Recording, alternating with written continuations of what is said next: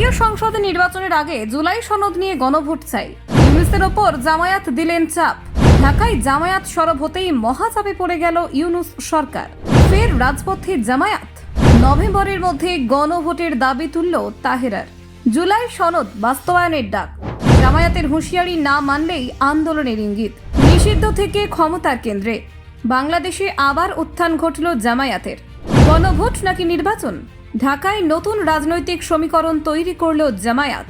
ইউনুস সরকারের মাথা ব্যথা বাড়ালো জামায়াতের নতুন দাবি। জুলাই সনদের প্রশ্নে অস্থির বাংলাদেশ। জামায়াতের হুঙ্কারে শুরু হলো নতুন বিতর্ক।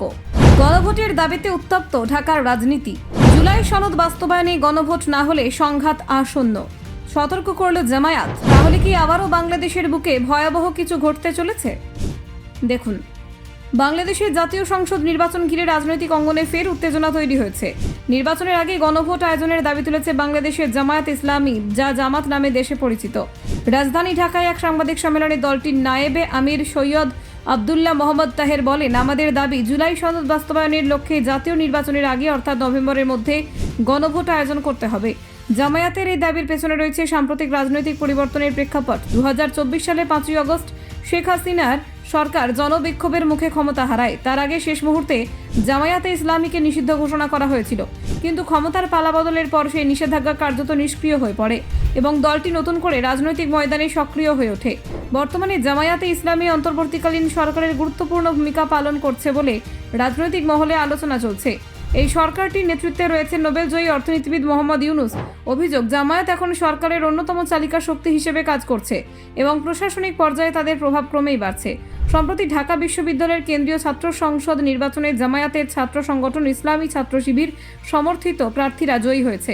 এটি জামায়াতের জন্য এক প্রতীকী সাফল্য, যা তাদের সংগঠনগত শক্তি এবং জনসমর্থনের পুনরুত্থানের ইঙ্গিত বহন করেছে। এই প্রেক্ষাপটে জাতীয় ঐক্যমত্য কমিশনের সঙ্গে রাজনৈতিক দলগুলির বৈঠকের পর বুধবারের সাংবাদিক সম্মেলনে জামায়াতের গণভোটের দাবি রাজনৈতিক উত্তাপ আরও বাড়িয়েছে। বিশ্লেষকদের মতে এটি ইউনুস সরকারের ওপর এক ধরনের চাপ সৃষ্টির কৌশল, কারণ জুলাই সনদ বাস্তবায়ন এখন বাংলাদেশের অন্তর্বর্তী সরকারের অন্যতম বিতর্কিত বিষয়। জুলাই সনদ আসলে 2024 সালের গণঅভ্যুত্থানের একটি দলিল, যা 5ই আগস্ট ক্ষমতার পরিবর্তনের প্রেক্ষাপটে গৃহীত হয়। গত বর্ষপূর্তিতে 36শে জুলাই উদযাপন অনুষ্ঠানে সেই ঘোষণাপত্রটি পাঠ করা হয়। এতে 28 দফায় দেশের নতুন রাজনৈতিক কাঠামো এবং গণতান্ত্রিক সংস্কারের প্রস্তাবনা তুলে ধরা হয়। ঘোষণাপত্রে জুলাই গণ অভ্যুত্থানকে রাষ্ট্রীয় ও সাংবিধানিক স্বীকৃতি দেওয়া হয়েছে। পাশাপাশি তৎকালীন রাজনৈতিক শাসনে সমালোচনা করে বলা হয় যে মুজিবুর রহমান এবং শেখ হাসিনার আমলে আওয়ামী লীগের শাসন ছিল স্বৈরাচারী চরিত্রের। একই সঙ্গে সমালোচিত হয়েছে দুই প্রাক্তন সেনা শাসক জিয়াউর রহমান ও হুসেন মোহাম্মদ এরশাদের সময়কালও।